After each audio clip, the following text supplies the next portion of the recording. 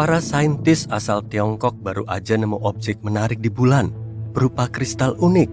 Kristal ini mengandung unsur yang bisa menggantikan bahan bakar nuklir. Emangnya unsur apa sih? Kita cari tahu yuk.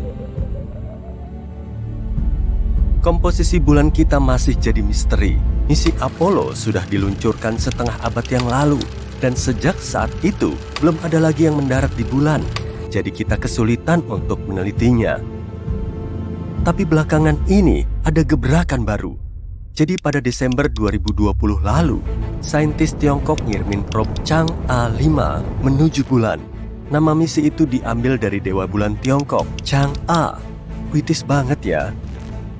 Probe ini terbang ke sisi terdekat bulan selama berhari-hari untuk menggali permukaan dan batuan di sana, lalu kembali lagi ke bumi. Probe Chang'e mengambil sekitar 1,8 kg batuan bulan, seperti basal dan lava padat.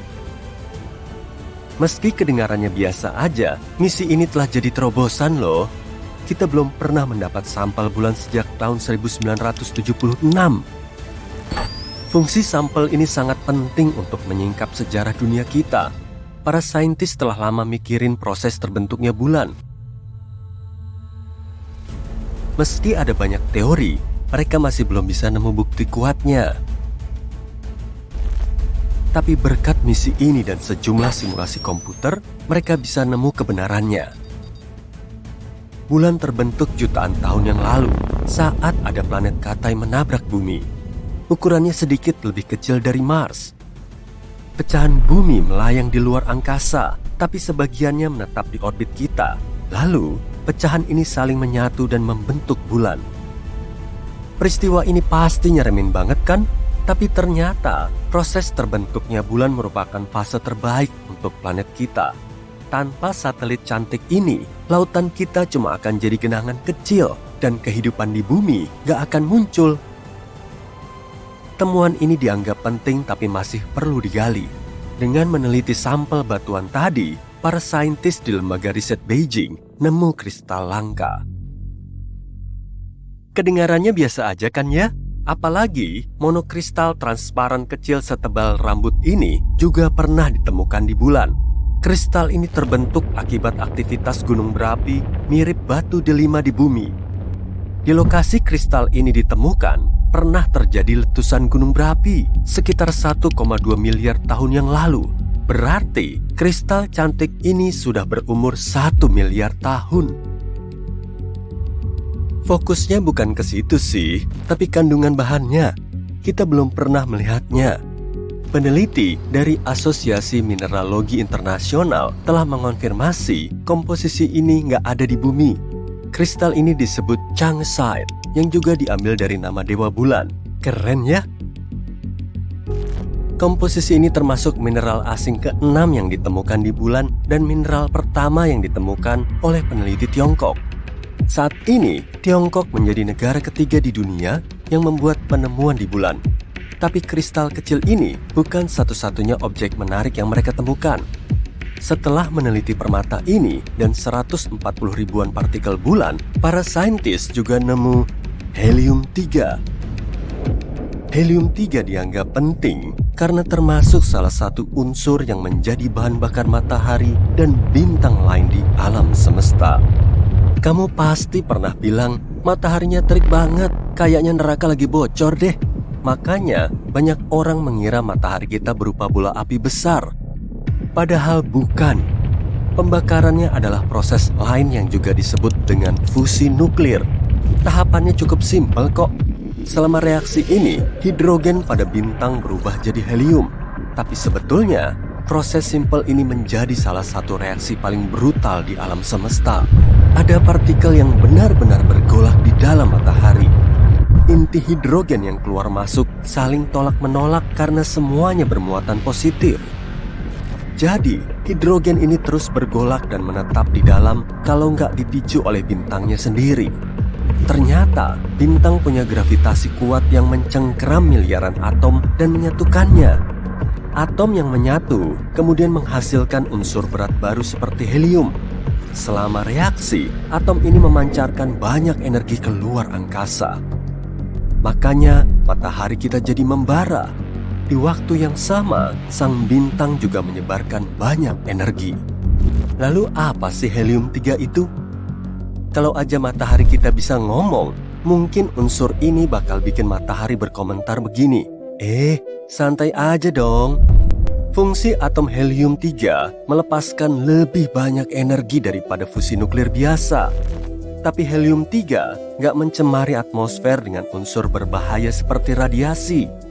Di bumi, cuma ada sekelumit helium-3. Keberadaannya di atmosfer cuma sekitar 1:1 juta. Helium-3 ini juga terus-terusan berusaha melepaskan diri keluar angkasa. Mungkin karena udah nggak betah tinggal di bumi ya. Tapi belakangan ini, para saintis nemu helium-3 dalam jumlah banyak di bulan kita. Rupanya, ada lebih banyak helium-3 di bulan daripada di bumi karena pengaruh angin surya. Matahari menempa bulan dengan helium-3-nya selama miliaran tahun. Jadi, unsur ini telah bertebaran di banyak titik. Meski jumlahnya nggak sebanyak di Jupiter dan Saturnus, energi yang dilepaskan helium-3 sangat besar. Kalau diestimasi, sekitar 25 ton helium-3 bisa nyuplai energi seantero Amerika Serikat sepanjang tahun. Saat ini, ada sekitar 35.000 ton helium-3 di planet kita, dan lebih dari 1 juta ton di bulan. Sumber daya sebanyak ini bisa ngasih cadangan energi Amerika Serikat selama ribuan tahun. Jadi kemungkinan, helium-3 bisa dijadikan sebagai sumber bahan bakar baru. Dan kualitasnya lebih bagus dari bahan bakar nuklir di semua aspek. Helium-3 nggak akan ninggalin limbah dan radiasi berbahaya. Unsur ini juga lebih kuat dan kurang berbahaya. Jadi, energi yang ramah lingkungan dan efisien ini bisa jadi revolusi penting di planet kita. Keren banget kan? Terus, tunggu apa lagi? Kita tinggal cari alat untuk mulai menggali kan? Tapi ada kendalanya. Kita nggak punya alat yang bisa sekuat dan sepanas bintang. Untuk menggunakan helium-3, kita perlu suhu super panas dan tekanan tinggi. Kita juga perlu reaktor termonuklir yang belum diketahui cara pembuatannya. Meski suhu dan tekanannya bisa sampai ke titik yang pas, kita belum tahu cara menangani helium-3 dengan benar. Jadi meskipun stoknya melimpah, kita belum bisa memanfaatkan unsur ini. Meski begitu, helium-3 emang menggiurkan. Makanya, banyak negara mulai berlomba-lomba untuk mendapat sumber daya bulan ini. Setelah Chang'e 5 nemu endapan helium-3 baru di sisi terdekat bulan, kompetisinya semakin sengit. Bahkan Tiongkok mulai merencanakan misi bulan baru, Chang'e 6, pada tahun 2024. Selama misi ini, mereka mau ngambil sampel pertama dari sisi jauh bulan. Ternyata, pencarian kristal bulan ini penting banget bagi kita. Kristal ini bisa ngebantu kita nyari alternatif baru untuk menghasilkan helium-3. Dan kalau berhasil, manusia akan memasuki era baru. Tapi kita perlu mengatasi beberapa kendala dulu. Gimana cara ngangkut kristal bulan ini ke bumi? Gimana cara memproduksi energi dari unsur itu? Dan seterusnya. Semoga kelak masalah ini bisa dapat solusi yang terbaik dan kita bakal nemu cara untuk memproduksi energi yang melimpah, bersih, dan aman. Selain dipenuhi kawah, permukaan bulan juga ternyata punya lubang raksasa unik berupa terowongan. Terowongan ini ditemukan saat pengorbit bulan asal Jepang tengah mengumpulkan data di sekitar lubang bulan, tepatnya di pintu masuknya. Para peneliti mendeteksi pola gema spesifik yang nunjukin adanya area berongga, dan mereka juga nemu pola gema lain di sekitar lubang, jadi kemungkinan di situ terdapat banyak terowongan bulan. Ukuran terowongan ini ternyata cukup besar. Satu lapangan sepak bola pasti bakal muat tuh kalau dimasukkan ke dalamnya. Bentuknya juga nggak beraturan dan diameternya sekitar 130 meter. Mereka memperkirakan di bawah permukaan bulan kemungkinan ada gua rahasia atau sistem terowongan yang memukau. Para astronot bisa menjadikan spot ini sebagai tempat berlindung atau malah tempat tinggal bagi koloni manusia di bulan. Tapi belum ada orang yang bisa menetap di bulan lebih dari 3 hari sih, lantaran banyak faktor. Perbedaan suhu bulan sangatlah mencolok, di situ juga nggak ada atmosfer, serta nggak ada medan magnet yang bisa dijadikan sebagai pelindung dari radiasi atau sinar matahari ekstrim. Para astronot memang mengenakan pakaian luar angkasa, tapi daya perlindungannya nggak akan bisa tahan lama. Mungkin mereka perlu berlindung di terowongan lava. Setelah lava dingin, lubang ini akan menghasilkan kerak yang kemudian menebal dan membentuk atap di bagian atasnya. Lava ini memang terus mengalir, tapi setelah berhenti, jalurnya akan mengering dan membentuk terowongan. Di bumi juga ada terowongan lava, tapi ukurannya nggak sebesar di bulan. Ada juga pohon khusus yang diberi nama pohon bulan. Pohon ini berasal dari benih yang dibawa ke bulan, kemudian dikembalikan lagi ke bumi. Dan saat ini, kebanyakan habitatnya ada di Amerika Serikat. Bumi 27% lebih besar dari bulan dan bobotnya jauh lebih berat. Gravitasinya juga jauh lebih kuat, jadi saat kamu menjatuhkan batu ke permukaan bumi, lajunya akan lebih cepat. Beban 68 kg di bumi cuma akan seberat 11 kg di bulan. Di antara sekian banyak satelit yang mengelilingi bumi, cuma bulan yang jadi satelit alami kita. Objek ini terbentuk setelah planet seukuran Mars menabrak bumi sekitar 4,6 miliar tahun yang lalu, atau sesaat setelah matahari dan tata surya kita terbentuk. Pasca tabrakan, uap awan batuan mengorbit di sekeliling bumi, kemudian mendingin dan akhirnya berubah menjadi objek padat kecil berbentuk cincin. Objek ini berubah menjadi bulan dan membentuk kawah bekas tabrakan. Kalau kamu berdiri di permukaan bulan, bayanganmu akan lebih gelap daripada di bumi. Di situ nggak ada atmosfer yang bisa menghamburkan cahaya dan menghasilkan bayangan terang.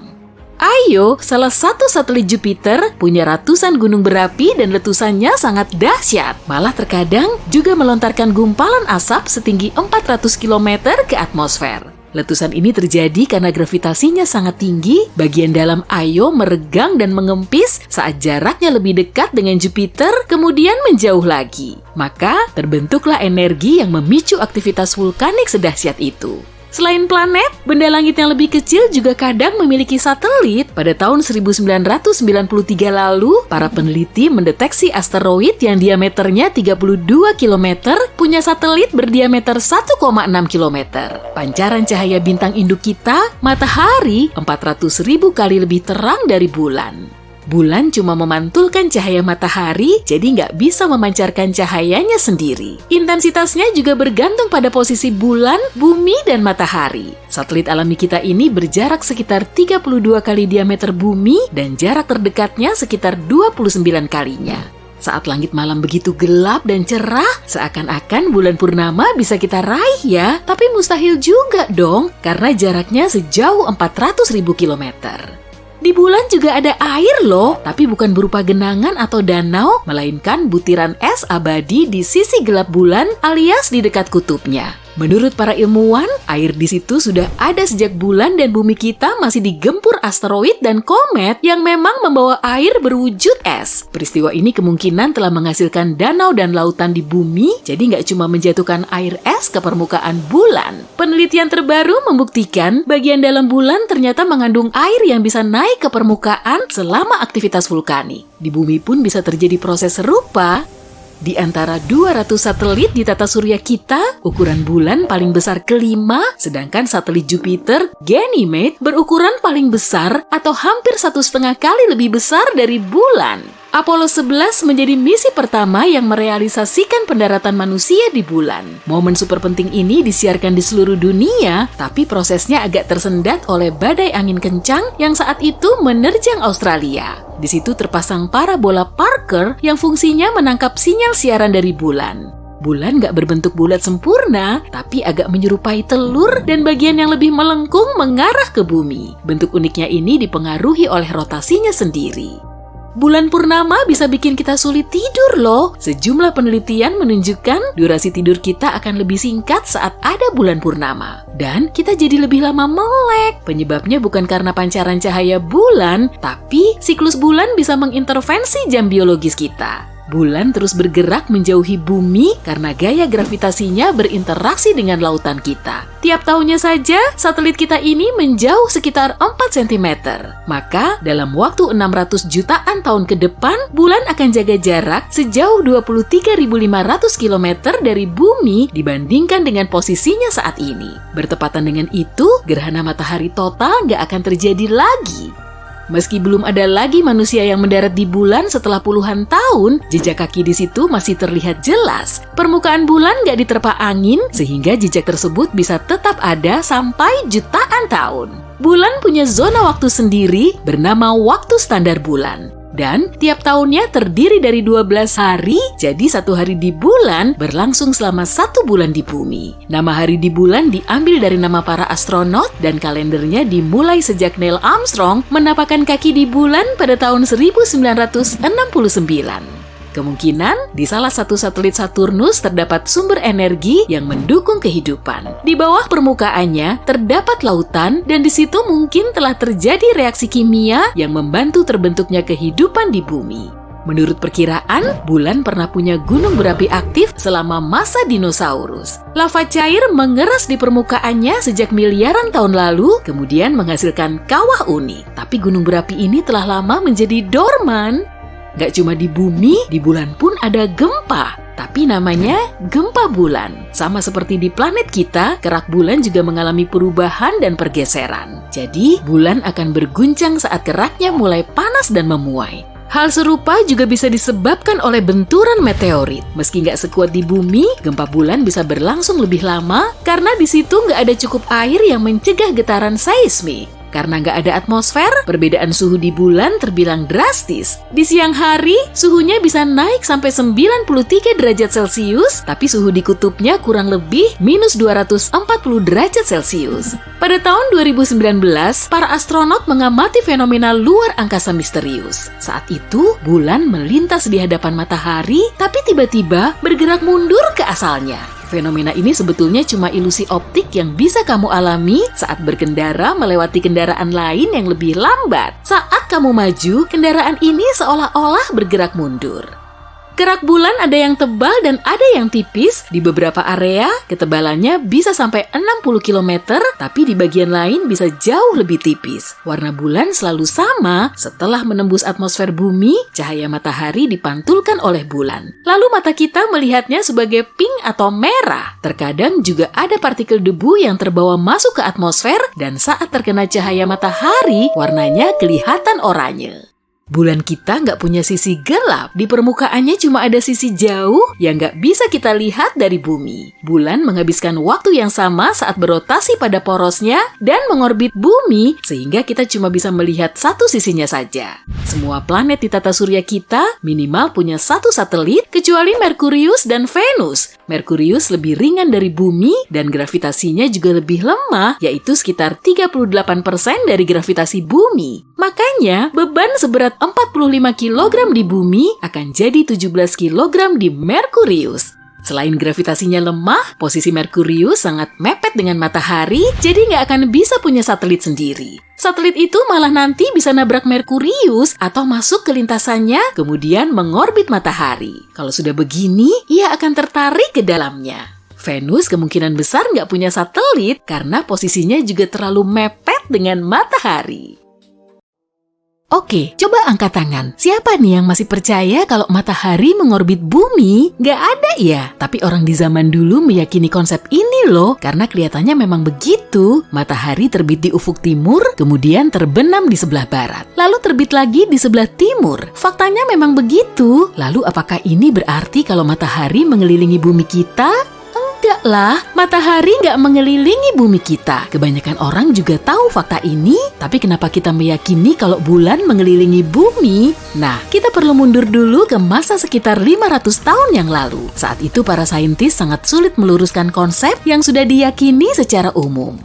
Nicolaus Copernicus menjadi orang pertama yang mengemukakan teori heliosentris atau matahari sebagai pusat tata surya kita sekitar tahun 1510. Itu pun gak bisa dia lakukan secara terang-terangan di muka umum karena dia cuma diam-diam mengirim surat ke astronom lain. Di dalam surat itu, dia menjelaskan mereka perlu stop melihat bumi sebagai pusat tata surya dan mereka perlu menggantinya dengan matahari. Karena teori ini lebih mudah dipahami dan lebih valid secara astronomi. Tantangan Copernicus dalam menyebarkan teori ini juga dipengaruhi oleh inovasi konseptual lain yang signifikan, yaitu bumi juga ternyata berotasi.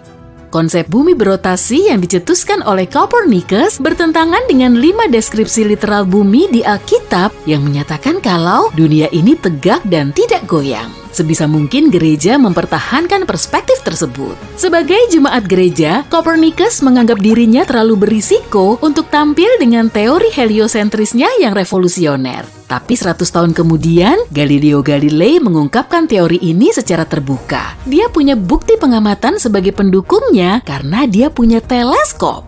Di awal tahun 1610, Galileo pertama kali mengamati satelit Jupiter dan mengamati orbitnya. Ternyata satelit Jupiter juga mengelilingi Jupiter. Satelit ini mengelilingi planet raksasanya dalam orbit langsung, jadi nggak seperti bulan kita yang mengorbit matahari bersama bumi. Nama Galileo semakin dikenal setelah dia menemukan gerakan orbital yang nggak heliosentris. Penemuannya ini nggak sejalan dengan pandangan umum kala itu, sehingga mulai menggoyahkan anggapan tentang kosmologi yang berpusat pada bumi. Dia memang seorang revolusioner. Masih di tahun yang sama, Galileo juga nemu fakta lain. Dari teleskopnya yang cuma punya apertur 38 mm itu, dia mengamati kalau Venus juga punya fase seperti bulan. Kemudian Galileo menuliskan bukti Venus yang mirip dengan bulan ini di buku catatannya dalam bahasa Latin. Gak ada penjelasan lebih lanjut soal Venus yang mengelilingi matahari sih. Banyak orang juga takut nyobain teleskop Galileo saat dia menaruhnya di alun-alun kota Pisa. Mereka khawatir pendirian mereka akan goyah. Memang aneh sih, tapi kita juga mengalami hal yang sama saat dihadapkan pada konsep bulan yang mengelilingi matahari, seakan-akan bulan menjadi planet ganda bumi. Orang awam dan para ilmuwan tetap menggunakan kata bulan seperti nama resminya dalam Persatuan Astronomi Internasional. Satelit alami kita ini mengelilingi bumi dan memperlihatkan berbagai fase selama bulan lunar atau moon.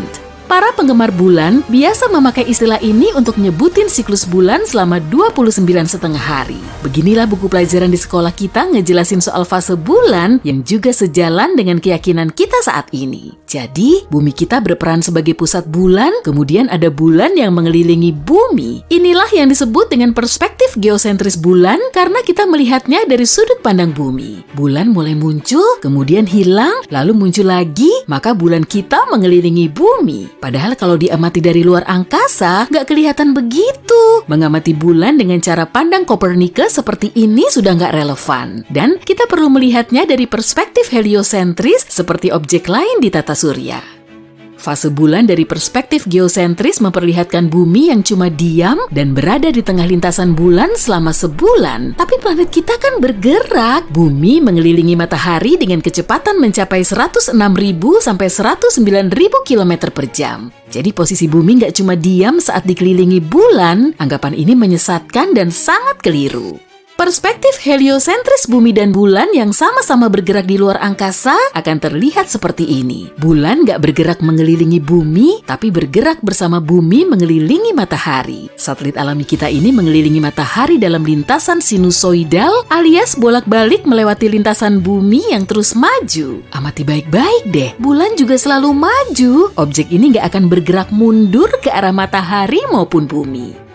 Karena geraknya selalu maju secara sinusoidal, bulan nggak bisa disebut mengorbit seperti satelit lain mengorbit planetnya dalam lintasan elips. Bulan nggak mengorbit bumi, tapi satelit kita ini mengorbit matahari bersama bumi, atau bulan dan bumi sama-sama mengorbit matahari. Copernicus dan Galileo tentu akan setuju dengan pernyataan ini, tapi sains sekarang masih sulit menerima perspektif heliosentris bulan. Mungkin akan ada banyak buku yang harus dicetak ulang. Para ahli astronomi yang selama ini keliru juga perlu bikin klarifikasi. Makanya, perspektif heliosentris revolusioner bulan ditentang keras agar teori ini nggak diterima secara luas. Salah satunya yaitu bulan yang nggak pernah keluar dari tarikan gravitasi bumi, sehingga kita perlu menganggapnya sebagai satelit bumi atau dalam istilah astronominya dinamakan orbital. Bulan memang nggak pernah keluar dari tarikan gravitasi bumi, makanya nggak terpental jauh dari planet kita, tapi dalam representasi jelasnya, bulan selalu terlihat mengelilingi bumi di dalam tarikan gravitasinya. Ini juga kurang tepat, bulan nggak bergerak kembali menuju bumi seperti dalam orbit elips, jadi pendapat tersebut bisa disanggah. Astronom yang menyatakan kalau bulan selalu ada di dalam tarikan gravitasi bumi sebagai bukti orbital nggak mempertimbangkan gerakan sinusoidal bulan yang terus maju. Kecepatan bulan meninggalkan gravitasi bumi tercatat sekitar 4.320 km per jam dan kecepatan relatifnya terhadap bumi sekitar 3.600 km per jam. Kira-kira kekuatan apa ya yang bisa memberinya tambahan 720 km per jam untuk keluar dari gravitasi bumi? Menurutmu apa? Kalaupun hal tersebut bisa terjadi, akibatnya pasti sangat mengerikan. Sanggahan lain terkait perspektif heliosentris bulan juga ada, terutama yang berkaitan dengan barycenter sistem bumi dan bulan. Jadi sederhananya, barycenter adalah pusat gravitasi antara bumi dengan bulan. Bayangin kamu lagi naik jungkat-jungkit bareng pemain football profesional di taman kota, berapa jauh jarak kalian berdua supaya jungkat-jungkitnya seimbang? Nah, dia perlu duduk di dekat bagian tengah jungkat-jungkit. Dan di situ, kamu diibaratkan sebagai bulan, sedangkan si pemain sebagai bumi. Barycenter alias titik keseimbangan sistem bumi dan bulan berada 1.600 km di dalam bumi. Para astronom menyebutkan titik seimbangnya ini yang kemudian mengorbit matahari. Kita juga bisa menyebutnya sebagai perspektif heliosentris. Copernicus dan Galileo pasti akan setuju kok. Tapi sebagian astronom kelihatan sering nambahin animasi geosentris bulan yang mengorbit bumi dengan barycenternya biar mereka bisa bikin bulan mengorbit bumi. Tapi kesannya mereka kayak menggabungkan dua sudut pandang yang sangat berlainan dalam satu animasi. Bisa jadi standar ganda kan?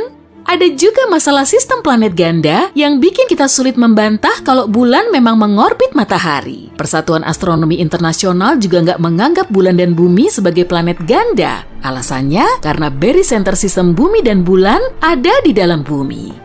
Bener juga sih. Nah, kamu tahu kan kalau Pluto telah berganti status menjadi planet Katai? Persatuan Astronomi Internasional tetap teguh dengan keputusannya meskipun bukti pendukung Pluto sebagai planet juga cukup memadai. Mungkin kita perlu menggali makna dari penghuni bumi ya. Sebagai penghuni bumi, kita termasuk penduduk di salah satu dunia yang mengorbit bintang kekuningan di dekat pinggiran galaksi spiral. Kita tinggal di luar angkasa dan menjadi makhluk luar angkasa. Di atas kita ada bulan sebagai satelit bumi. Saat melihat bulan dengan kacamata geosentris, kita akan keliru. Laju pemahaman konseptual kita tentang luar angkasa akan terhambat oleh pandangan keliru yang sudah nggak berlaku. Alam semesta kita nggak berpusat di bumi maupun di bulan. Kamu penasaran kenapa bumi tidak punya cincin? Raksasa gas Jupiter, Saturnus, Uranus, dan Neptunus punya cincin, tapi planet berbatu Merkurius, Venus, Bumi, dan Mars tidak punya. Dua teori menjelaskan kemungkinan terbentuknya sistem cincin. Teori pertama mengatakan cincin mungkin terbentuk dari sisa-sisa saat planet itu terbentuk. Atau teori kedua mengatakan cincin mungkin saja sisa satelit yang hancur dalam tabrakan atau pecah karena tarikan gravitasi planet induknya. Ilmuwan belum tahu kenapa raksasa gas punya cincin, tapi mereka pikir itu mungkin karena planet ini terbentuk di luar tata surya. Planet berbatu terbentuk di area dalam tata surya kita. Itu sebabnya planet berbatu lebih terlindungi dari kemungkinan benturan dan tabrakan yang bisa membentuk cincin di sekeliling planet. Atau alasannya karena planet lebih besar memiliki volume lebih besar, yang memungkinkan sistem cincin tetap stabil. Beberapa ilmuwan berpikir planet kita memang punya cincin dulu sekali. Di tahap awalnya, objek seukuran Mars menabrak bumi dan menimbulkan cincin puing yang padat. Tapi sistem cincinnya menyatu tak lama kemudian, dan seperti itulah bulan terbentuk. Lebih dari 10 tahun lalu, pada tahun 2011, astronom menemukan awan uap air besar sekitar 12 miliar tahun cahaya jaraknya dari bumi. Awan ini adalah sumber air tertua yang kita tahu. Saat itu, alam semesta baru berumur 1,6 miliar tahun. Sekarang, umurnya adalah 13,8 miliar tahun. Awan unik ini juga sumber air terbesar yang kita tahu. Awan ini menampung 140 triliun kali jumlah air di samudera bumi. Luar biasa. Kerennya, awan uap air ini semacam menyuapi lubang hitam.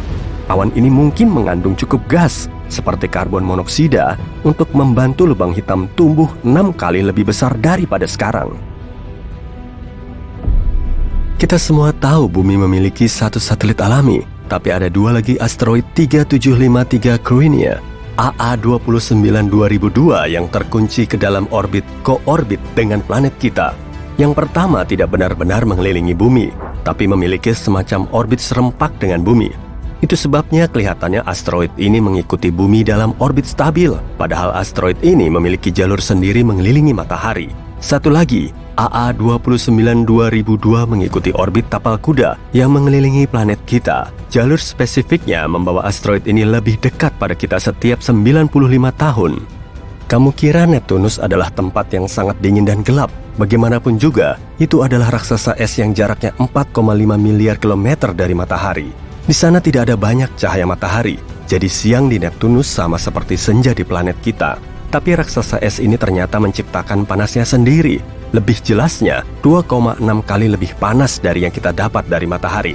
Ini mungkin ada hubungannya dengan semua tekanan di dekat inti planet. Ini membangun dan melepaskan hidrogen yang membuat pusat Neptunus memiliki suhu 5150 derajat Celcius. Tapi atmosfernya masih cukup dingin, sekitar minus 150 sampai minus 200 derajat Celcius. Bentuk apa yang kamu pikirkan saat seseorang menyebutkan badai? Mungkin hurikan oval panjang dan tornado kerucut, tapi itu yang kita lihat di bumi.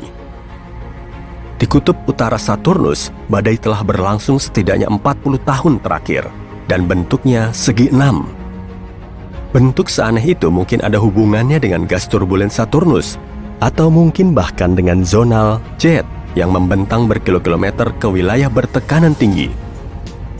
Kamu penasaran kenapa planet tidak berkelip seperti bintang? Kalau kamu ada di luar angkasa, kamu tidak akan melihat bintang berkelip sama sekali. Kita melihat bintang berkelip karena atmosfer bumi. Cahaya berukuran kecil dari bintang menabrak atmosfer.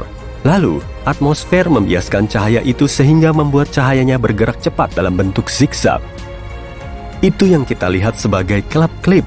Planet terlihat jauh lebih besar bagi kita daripada sekadar titik-titik. Dan ya, cahaya planet juga berliku setelah menabrak atmosfer. Tapi gerakan ini saling menghilangkan, sehingga kita tidak melihatnya berkelip, tapi hanya kilo stabil. Di beberapa wilayah, kamu bisa melihat perubahan suhu yang besar, misalnya di Montana. Dalam satu hari, suhunya bisa naik dari minus 48 derajat menjadi 7 derajat Celcius. Kelihatannya banyak, tapi itu tak seberapa dibandingkan Merkurius yang suhunya cenderung beragam, sampai 540 derajat Celcius. Pada malam hari, suhunya minus 170 derajat, dan akhirnya naik mencapai 430 derajat Celcius pada siang hari. Bayangkan pakaian yang harus kamu siapkan untuk berkunjung 24 jam ke Merkurius. Kenapa atmosfer bumi tidak hilang keluar angkasa? Meskipun kita tidak bisa melihatnya, molekul gas dan uap air yang membentuk atmosfer kita memiliki massa. Dengan demikian, semua molekul ini merasakan tarikan gravitasi bumi, seperti kita. Molekul ini memang bisa lepas jika punya cukup energi. Misalnya, jika planet kita lebih dekat ke matahari, atmosfernya akan lebih panas dan molekulnya bisa lepas lebih mudah. Tapi untungnya, bumi berada pada jarak yang tepat dari matahari dan memiliki cukup massa untuk bertahan di atmosfer. Saat kamu memikirkan gunung berapi, kamu mungkin membayangkan lava panas dan cair keluar. Setidaknya, seperti itulah di bumi. Di luar angkasa, gunung berapi bisa memuntahkan metana, air, atau bahkan amonia. Di atas sana, gunung berapi juga bisa memuntahkan materi yang membeku saat meletus. Lalu, itu menjadi uap beku dan semacam salju vulkanis. Itu hal umum di satelit Jupiter, Europa, dan Io. Juga di Pluto dan satelit Saturnus, Titan. Ini disebut cryovolcano, dan Io memiliki gunung berapi yang sangat aktif. Di sana, kamu akan melihat ratusan lubang dengan gumpalan uap beku yang cenderung membentang sejauh 400 km. Dan wahana NASA bahkan pernah mengabadikan beberapa gunung berapi meletus secara langsung. Dar! Planet, satelit, asteroid, komet, bintang, semuanya bisa bertabrakan. Dan galaksi juga. Galaksi kita, Bima Sakti, berjarak 2,5 juta tahun cahaya dari Andromeda, tetangga galaksi terdekat kita. Para astronom percaya Bima Sakti berada dalam jalur tabrakan yang akan menghancurkan kedua galaksi di masa depan. Atau setidaknya, galaksi seperti yang kita tahu. Dua galaksi maju semakin cepat ke arah satu sama lain. Kecepatannya sekitar 402.000 km per jam. Itu akan kacau. Banyak planet dan bintang tidak akan selamat dari tabrakan itu. Pada akhirnya dua galaksi ini akan menyatu dan menjadi galaksi baru yang tidak dikenal. Tapi ini biar nggak terlalu tegang, ilmuwan berasumsi ini baru akan terjadi 4 miliar tahun lagi. Kalau kamu ingin menyatukan dua logam, kamu sudah tahu satu-satunya cara untuk melakukan itu adalah memakai panas, agar keduanya bisa mencapai titik leleh. Di luar angkasa, kamu tidak butuh panas untuk melakukan itu, atau pada dasarnya tidak perlu melakukan apa-apa. Kita menyebutnya pengelasan dingin. Fenomena ini terjadi saat kamu saling menggesekkan logam. Dalam kasus itu, logam ini menghilangkan lapisan oksida pelindungnya. Di bumi, lapisan ini mencegah logam menyatu. Tapi di luar angkasa, pelindung ini hilang. Itu sebabnya elektron dari satu logam mengalir ke dalam logam lain. Dan ini hasilnya, ini tanpa usaha. Dulu, ilmuwan percaya bahwa bumi adalah satu-satunya planet di tata surya yang memiliki aktivitas tektonik aktif. Aktif secara tektonis berarti lempeng di bawah kerak bergerak. Proses ini melepaskan panas yang kemudian merusak bentuk permukaan bumi dan menyebabkannya mengecil. Tapi sekarang kita tahu ini terjadi di planet lain juga. Merkurius juga mengecil. Dan ilmuwan mengetahuinya pada tahun 2016 saat pesawat luar angkasa Messenger mengorbit planet ini dan mengirimkan beberapa data penting. Data ini mengungkap ada bentang alam seperti tebing yang dikenal sebagai lereng besar di permukaan Merkurius. Karena relatif kecil, bentang alam ini belum lama terbentuk. Artinya, Merkurius masih berkontraksi, bahkan 4,5 miliar tahun setelah tata surya terbentuk. Bintik merah raksasa Jupiter juga mengecil. Itu adalah badai besar yang mengamuk di permukaan Jupiter. Warnanya kemerahan, bentuknya agak oval, dan lebarnya lebih dari 16.000 km. Yup, itu cukup besar untuk menelan bumi. Dan sekarang, itu perlahan tapi pasti mengecil selama beberapa abad. Bintik merah raksasa adalah salah satu dari banyak badai bertekanan tinggi yang terjadi di Jupiter karena gas yang ada di sana. Sesuatu yang membuat Jupiter dikategorikan sebagai raksasa gas. Tapi hanya karena mengecil, bukan berarti bintik merah raksasa akan hilang dalam waktu dekat. Badai ini bahkan bertambah tinggi.